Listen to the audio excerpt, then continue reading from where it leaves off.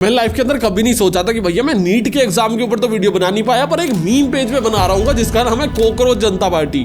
Now India may soon have two new political parties, the Cockroach Janta Party. Cockroach Janta Party. Cockroach Janta Party. Cockroach Janta Party. And it calls itself the voice of the youth.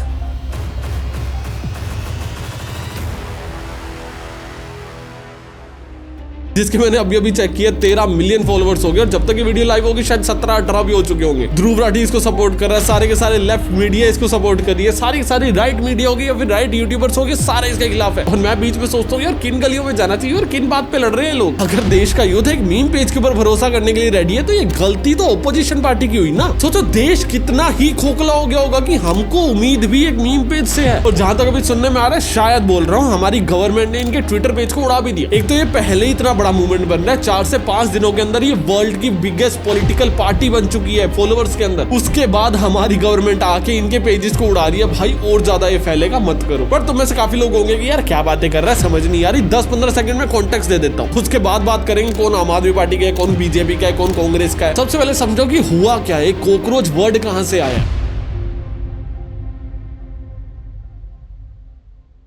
15 मई 2026 को सीजे सूर्यकांत की bench ने एक comment pass किया। उन्होंने Indian youth को cockroach बोल दिया। उन्होंने बोला कि ये खुद से मीडिया बन के बैठे, खुद से आरटीआई एक्टिविस्ट बन के बैठे। There are youngsters like cockroaches. They don't get any employment. They don't have any place in profession. Some of them become media. Some of them become social media. Some of them become RTI activists. Some of them become another activists.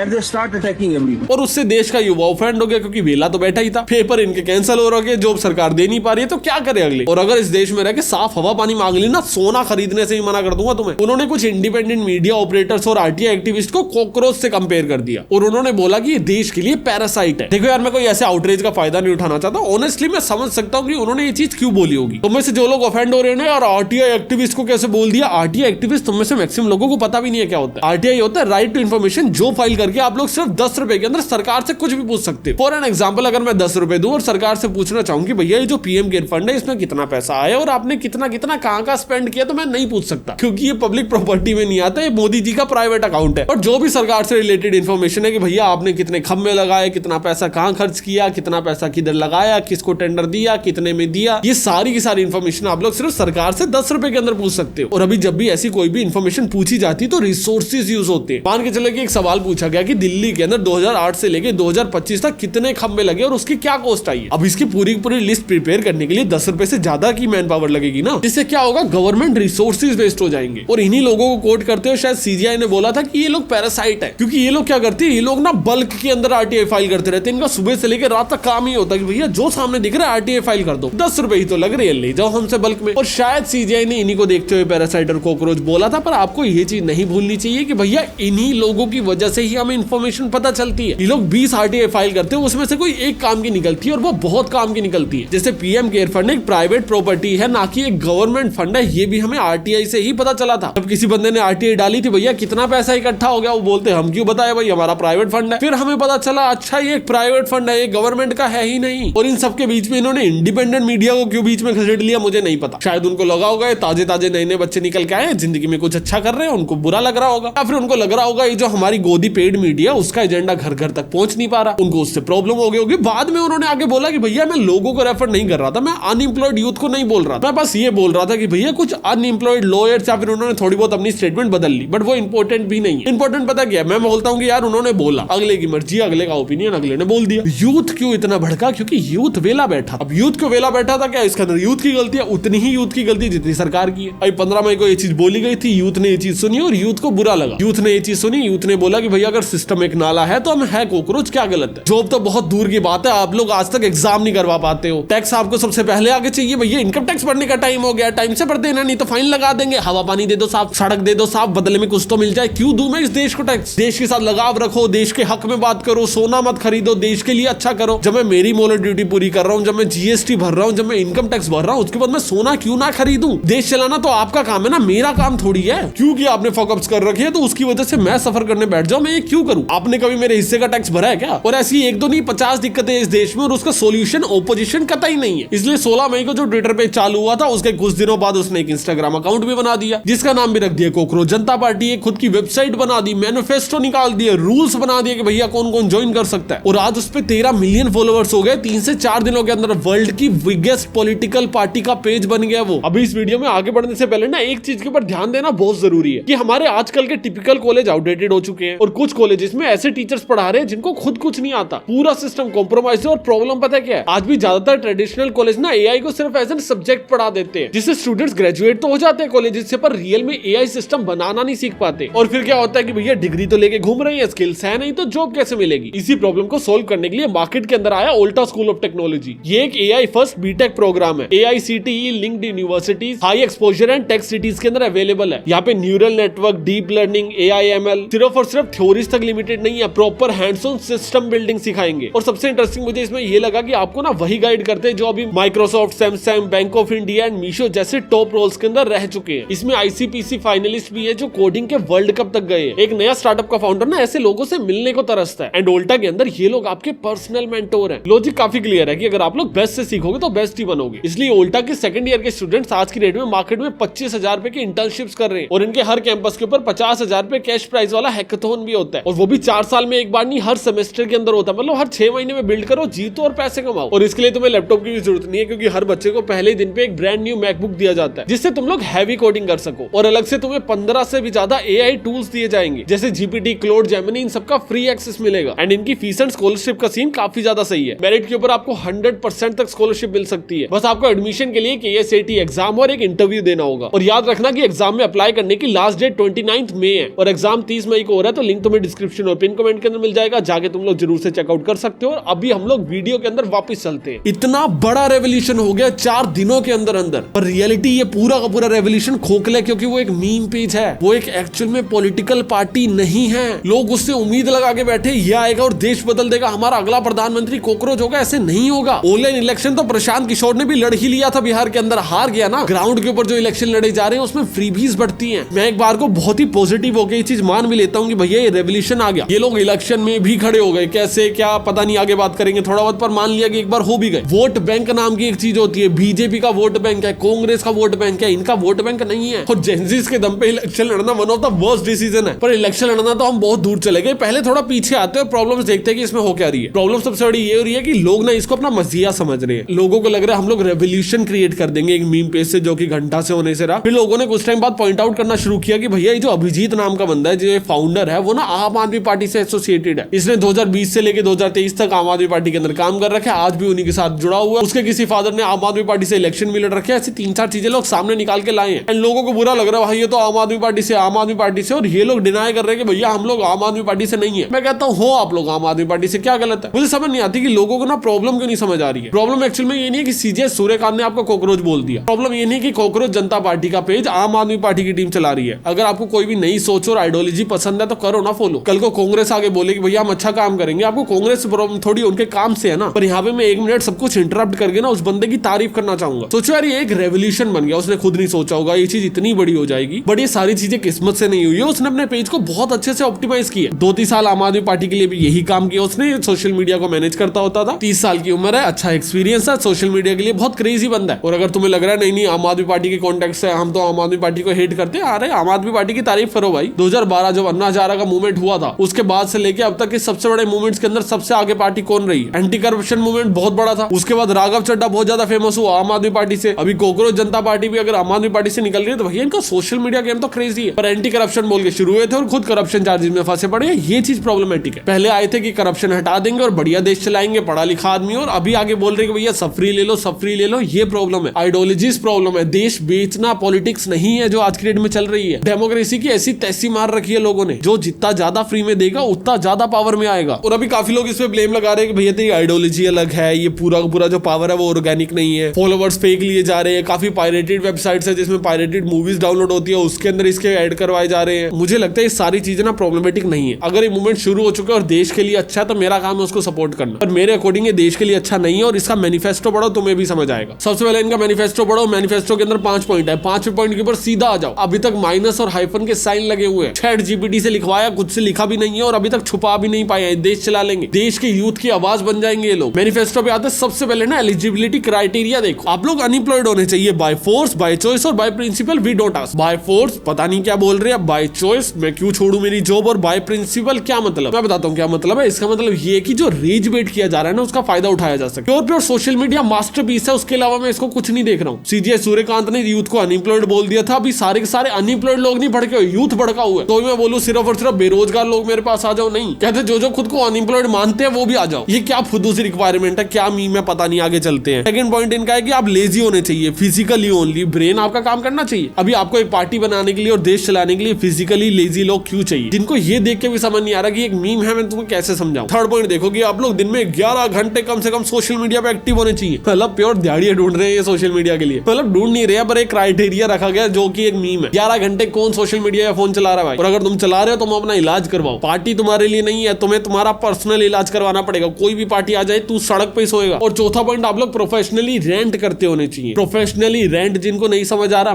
मैं join नहीं कर रहा। मेरे को लोग comment कर रहे हैं थैंक यू भैया ज्वाइन करने के लिए, मैं नहीं कर रहा हूँ भाई। कितना फुद्दू लोगों को ना कि बीजेपी छोड़ के एक मीम पार्टी ज्वाइन करके बैठ गया। अभी लोगों ने इनको रेवोल्यूशन पता कहां से मानना शुरू किया, मैनिफेस्टो से। मैनिफेस्टो जिनको नहीं पता, ये मैनिफेस्टो एक ऐसी चीज होती है जो लोग बोलते हैं भैया अगर हम कल को पावर के अंदर आ जाए तो हम क्या क्या करेंगे। इनके मैनिफेस्टो का पहला पॉइंट है सीजीआई के खिलाफ, ऑब्वियसली क्योंकि सीजीआई ने इनको कॉकरोच बोल दिया था, उसी रेज बेट का तो ये फायदा उठा रहे हैं। बट ये सब होने के बाद भी ना पहला पॉइंट इंटरेस्टिंग बहुत है। इन्होंने बोला कि कोई भी सीजीआई को राज्यसभा की सीट नहीं दी जाएगी। अभी पीछे कोई इंसिडेंट हुए थे जिसके अंदर जज ना एकदम से राज्यसभा के अंदर चले जाते हैं छोड़ के, ये हुई रिटायरमेंट और ये गए राज्यसभा। इससे पता क्या होता है, एक बायसनेस साउंड होती है। आप लोग अभी तो क्या कर रहे थे, देश के लिए फैसले सुना रहे थे, देश के हक में बातें कर रहे थे, लोगों को इंसाफ दिलवा रहे थे, और जैसे ही आप रिटायर हुए उसके बाद किसी पॉलिटिकल पार्टी को पकड़ लिया, और वो भी अगले ही दिन। आपकी आइडियोलॉजी बनने में 2-3-4 साल लगे तो फिर भी समझ आता है, अगले ही दिन राज्यसभा पकड़ ली। पर ऐसे एक अंदाजा लगना शुरू हो जाता है, लोगों के मन में शक पैदा होना शुरू हो जाता है, क्योंकि मैं जज से पंगे नहीं लेता, सॉरी सर। सेकंड का पॉइंट ये है कि अगर कोई भी इलेक्शन कमिश्नर होगा उसने किसी भी वैलिड आदमी के वोट काट दिए तो उसको यूएपीए लगा के अंदर कर देंगे। जिसको यूएपीए नहीं पता, टेररिज्म का होता है। करंट गवर्नमेंट अकाउंटेबिलिटी नहीं मांग रही है और आप लोग आओगे तो एक्सट्रीमिज्म कर दोगे, जिसको यही तो चाहिए। समझो इस जनरेशन को क्या चाहिए, इस जनरेशन को ना सही हो जाए ये नहीं चाहिए, क्योंकि सही की डेफिनेशन उनको भी नहीं पता। इतनी सी जिंदगी जी रखी है, अभी पॉलिटिक्स देखनी शुरू किया, सही होता क्या पता ही नहीं है। कोई बोल देता है इस चीज को खत्म कर देंगे, इस चीज के ऊपर यूएपीए लगा देंगे, ये लोग आ जाते हैं पावर के अंदर। इनको धुरंधर भी पसंद आई थी कि भैया प्रो इंडिया प्रो इंडिया। मैंने धुरंधर के खिलाफ वीडियो बनाई थी, भैया मूवी बहुत अच्छी है, एक नंबर मूवी है, peak detailing on top. But Modi angle add मत करो, इससे ना यूथ मिसगाइड होगा, या फिर जो लोग मूवी देख रहे हैं वो लोग मिसगाइड होंगे। उनको लगेगा रूलिंग गवर्नमेंट प्रो इंडिया है और ओपोजिशन एंटी इंडिया है। बट क्या बच्चों को समझ आई? नहीं, मुझे दिन रात गाली दी गई। क्यों? क्योंकि मूवी के अंदर एक्सट्रीमिज्म, और एक्सट्रीमिज्म से ना एक मस्कुलिन पावर आती है। उनको लगता है भाई मार दिया एकदम बढ़िया हो रहा है, उनको लगता है भाई यूएपीए लगा देंगे, एकदम टेररिस्ट बोल देंगे, भाई बहुत बढ़िया कर रहे हो। इसी को ही रेज बेट बोलते हैं। आपको भड़काया, आपके इमोशंस का फायदा उठाया। अभी एकांत में बैठ के सोचो कितने लोगों से चूतिया बनोगे। फिर तीसरा पॉइंट इनका आता है कि भैया वुमेन रिजर्वेशन को 50% पे ले जाएंगे। इस वाले पॉइंट को ना बहुत ही रिस्पॉन्सिबली जवाब देना चाहूंगा, क्योंकि मैं नहीं चाहता कल को मेरे खिलाफ लोग क्लिप काट काट के बदनामी करें। सबसे पहले आपने मैनिफेस्टो के अंदर लिख दिया कि भैया वुमेन रिजर्वेशन को 50% पे ले जाएंगे। आई टोटली गेट इट कि भैया वुमेन सपोर्ट भी चाहिए आपको 100%। जिसने मैनिफेस्टो लिखा उससे तो मेरा कोई सवाल ही नहीं है, मेरा उनसे सवाल है जो इसको पढ़ के बोल रहे हैं भैया क्रांति। मुझे एक बात बताओ, 50% वुमेन रिजर्वेशन कर दी, जिसका मतलब होगा कि पार्लियामेंट के अंदर 50% तो औरतें ही आएंगी। अभी मान के चलो जो 50% की रिजर्वेशन कर दी है उसके अंदर जिन भी लोगों को हायर किया जा रहा है, अगर उसमें से 30 या 40% लोग कैपेबल है, बची हुई 10 या 20% वुमेन्स अगर काबिल ही नहीं है तो क्या उनको पार्लियामेंट सीट देनी चाहिए? और अगर मेरी पिछली लाइन सुन के तुम्हारा ये काउंटर है कि अरे यार तुझे क्या लगता है औरतें काबिल नहीं होती है क्या, औरतें ये कर सकती है वो कर सकती है, मेरा वो पॉइंट नहीं है। अगर क्रेडिबल हो तो 100% आ जाओ। रिस्ट्रिक्ट क्यों किया जा रहा है ये चीज समझो। ऐसा नहीं है कि सिर्फ मेल पॉलिटिशियंस काबिल है। पार्लियामेंट के अंदर अभी मेल डोमिनेंस है, क्योंकि पेट्रियार्किकल सोसाइटी है, हमारे देश में ही मेल डोमिनेंस है, औरतों को दबाया ही जाता है। इसलिए वुमेन एम्पावरमेंट के लिए अगर आप लोग एक रिजर्वेशन लाना चाहते हो तो सेंस भी बनाता है, पर half of the parliament seats को रिजर्व कर देना कोई सेंस नहीं बनाता है, क्योंकि रिजर्वेशन का मतलब होगा कि 50% तो औरतें ही आएंगे और जो बचे हुए 50% है उसमें मर्द और औरतें दोनों आ सकती है। मेरा ये बोलना है कि अगर रिजर्वेशन शुरू करनी है 30-35% मोर देन इनफ है। उसके बाद जब दिखेगा कि वुमेन ज्यादा अच्छा काम कर रही है तो ऑटोमेटिकली ग्रो करना शुरू कर देंगी, लोगों को क्रेडिबिलिटी दिखेगी, लोगों को स्ट्रेंथ दिखेगी, लोग उनको ज्यादा प्रेज करेंगे। बट अगेन एक एक्सट्रीमिस्ट कमेंट पास कर देना कि भैया हम इस नंबर को 50% में ले जाएंगे, does not make any sense. Pure rage bait है जो कर रहा है, क्रेजी मार्केटर जो हो रहे हैं फुद्दू। चौथा पॉइंट क्या है इनके मैनिफेस्टो का कि भैया हम लोग सारी की सारी पेड मीडिया को बंद करवा देंगे, जो भी अडानी और अंबानी के न्यूज चैनल है उनका लाइसेंस कैंसिल कर देंगे। कैसे कर दोगे? कैसे पे भी आते हैं एक बारी। और जो भी न्यूज एंकर्स है उनके बैंक अकाउंट को इन्वेस्टिगेट किया जाएगा। एसबीआई में पैसे रखे हुए हैं उन्होंने, या तुम्हारे अकॉर्डिंग एचडीएफसी में रखे हुए हैं जो इन्वेस्टिगेट करके निकाल लोगे। पर ठीक है, एक बार ये वाला पॉइंट भी हटा दो। तुमने बोला कि भैया हम लोग लाइसेंस कैंसिल कर देंगे, किस लॉ के अंडर करो? ठीक है, आप पावर में हो गया, आप नया कानून बना दोगे, ये भी मान लिया। अगर आप लोगों ने रिपब्लिक भारत, आज तक, एबीपी, ये सारे news channel main stream media को बंद कर दिया, तो क्या देश को अंधेरे में रखोगे? पता कैसे चलेगा देश में हो क्या रहा है? हाँ, अभी भी सच पता नहीं चलता, पर इतना तो पता चलता ना कि मोदी जी बाहर गए हैं, बाहर जाके मेलेडी चॉकलेट दे के आ गए, और आज रात को उस पर प्राइम टाइम होगा, वो फुद्दू है। Prime Minister Modi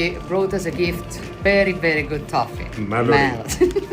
पर हाफ न्यूज की जगह आप लोग बिल्कुल ही अंधेरे में धकेल दोगे, उसका सोल्यूशन क्या होगा? मेन स्ट्रीम मीडिया के मोस्टली चैनल आपने बैन कर दिए, व्हाट नेक्स्ट? गवर्नमेंट चैनल चलेंगे, DD1 तो अभी भी चल रहा है, देखता है कोई? आज जो गवर्नमेंट पावर में है वो अपने हिसाब से चला रही है, कल को जो गवर्नमेंट पावर में होगी वो अपने हिसाब से चलाएगी। और अगर आप लोगों को लगता है नहीं नहीं हम लोग एक नया जर्नलिज्म लाएंगे, हम लोग इंडिपेंडेंट मीडिया बनाएंगे, आज बना लो। आज किसी ने रोक रखा है? इनको बैन करना क्या जरूरी है? मैं बताता हूँ इनको बैन करना क्या जरूरी है। इनको बैन करने का रीजन है रेस बेट। जनता किस किस से परेशान है? टॉप 4-5 मुद्दे बता, हाँ हम उसके खिलाफ। मीम है भाइयों, ये मीम। तरस आता है मुझे तुम पे, तरस। पहले राघव चड्ढा ने तुम्हारा फुद्दू बनाया, अब ये आगे तुम्हारा फुद्दू काटेगा। इससे प्रॉब्लम पता है क्या? और ये कटवाओ फुद्दू, मेरी कौन सी औलाद है तुम, मुझे उससे कोई दिक्कत नहीं है। प्रॉब्लम ये है कि भैया देश के यूथ को जब बहुत बार उम्मीद दिखा के एकदम ठंडा करके छोड़ देंगे ना, तो ना वो उम्मीद खो देगा। उसको लगेगा यार कुछ हो ही नहीं सकता, इतनी बार तो कोशिश कर ली, पर उसको ये नहीं लगेगा कोशिश कितनी फुद्दू जगहों पे की है। एक बार हम लोग एक बंदे को इंस्टाग्राम पे फॉलो कर रहे थे, एक बार हम लोग एक कॉकरोच वाले मीम पेज को फॉलो कर रहे थे, रेवोल्यूशन हो जाएगा। कॉकरोच वाले मीम पेज को फॉलो करके रेवोल्यूशन हो जाएगा। मानो या ना मानो, प्रॉब्लम ओपोजिशन है। रूलिंग गवर्नमेंट चला रही है भाई अपने मन की, मैं क्या बिगाड़ लूं उनका? 20 वीडियो बना दिया उनके खिलाफ, मेरे को उनसे उम्मीद ही नहीं है वो अच्छा काम कर रहे हैं। मेरे को तो ये उम्मीद ना कि भैया कोई और आगे अच्छा काम कर दे उनसे। अब कोई और का नाम लेता हूं तो फिर नाम ही नहीं सामने आता, इधर उधर देखते रहते हैं कि भैया कौन आएगा। पंजाब में आम आदमी पार्टी के MP भाग जाते हैं, दिल्ली के अंदर उनकी सरकार टूट जाती है, बंगाल में दीदी गिर जाती है, वो तो वैसे सही गिरी। बट समझो कि हमारे पास ओपोजिशन के लिए फेस क्या है? कांग्रेस पार्टी अपना एजेंडा पुश कर थक गई है। अपना राहुल गांधी, अपना राहुल गांधी, अपना राहुल गांधी, बस कर दो यार, कोई क्रेडिबल बंदा ला दो हमारे सामने। लोग मीम पेज के ऊपर उम्मीद ले रहे हैं भाई। एक ऐसी पार्टी को इतना सपोर्ट किया जा रहा है जो रेज बेट के ऊपर ऑपरेट कर रही है, कोई आइडियोलॉजीज ही नहीं है अभी तक, बस जिसके यूथ खिलाफ है, जो सोशल मीडिया पे वायरल होगा कर देंगे। इनका 5 पॉइंट देखोगे भैया, अगर कोई भी MLA या फिर MP अपनी पार्टी को छोड़ के दूसरी पार्टी में जाता तो 20 साल तक इलेक्शन ही नहीं लड़ने देंगे। 5वां मैनिफेस्टो का पॉइंट क्यों नहीं लड़ने दोगे भाई? उसका कॉन्स्टिट्यूशनल राइट है, वो आके कॉन्स्टिट्यूशन चेंज कर दोगे। और ये लिखा भी क्यों है? क्योंकि यूथ राघव चड्ढा से दुखी है। अभी यूथ का ताजा खटा है राघव चड्ढा से, उसको लगता है भैया ये वाला भी एक रेज बेट पॉइंट है, इसको भी यूटिलाइज कर लेते हैं। क्या चीज और क्यों लिखी है उसके पीछे का रीजन समझो। मीम पेज भाई, हर आधे घंटे के अंदर 1 मिलियन फॉलोअर बढ़ जा रहे हैं इनके। जितने ज्यादा तुम इनसे उम्मीद कर रहे हो ना, जब तुम टूटोगे ना कि यार इसने भी फिर कुछ नहीं किया। मैं चाहता हूँ ये करे, मैं चाहता हूँ ये मेरी पूरी वीडियो गलत साबित हो जाए, मुझे इतनी गालियां पड़े आज से 3 या 4 साल बाद की भैया तू क्या बोल रहा था और क्या निकला, मुझे ये वीडियो टेक डाउन करनी पड़े, इतनी हेट आए। मैं चाहता हूँ कोई रेवोल्यूशन आए भाई। पर देश चलाने के लिए फेस चाहिए, इलेक्शन लड़ने के लिए पैसे चाहिए। 2 लोग जो बाहर रहते हैं आगे देश चला देंगे और गरीबों की बातें समझ लेंगे और सुन लेंगे, पॉसिबल नहीं है। आपको अगर लड़ना तो आपके पास MLAs और MPs होने चाहिए। 2 लोग मिल गए, इंस्टाग्राम पेज खोल के खुद को एक पॉलिटिकल पार्टी डिक्लेयर कर दे और देश के अंदर आ जाएंगे, मजाक है। 140 करोड़ की पॉपुलेशन है, आप 50 मिलियन पे भी ले जाओगे पेज तब भी कुछ नहीं है। 50 मिलियन में सिर्फ और सिर्फ 5 करोड़ हो गए, 150 करोड़ है हम लोग। बाकी तुम्हारा इसके ऊपर क्या ओपिनियन है मुझे कमेंट सेक्शन में बताना। जाने से पहले उल्टा स्कूल को चेकआउट करना बिल्कुल मत भूलना। मैं तुमसे मिलता हूँ अगली वीडियो में, तब तक के लिए बाय।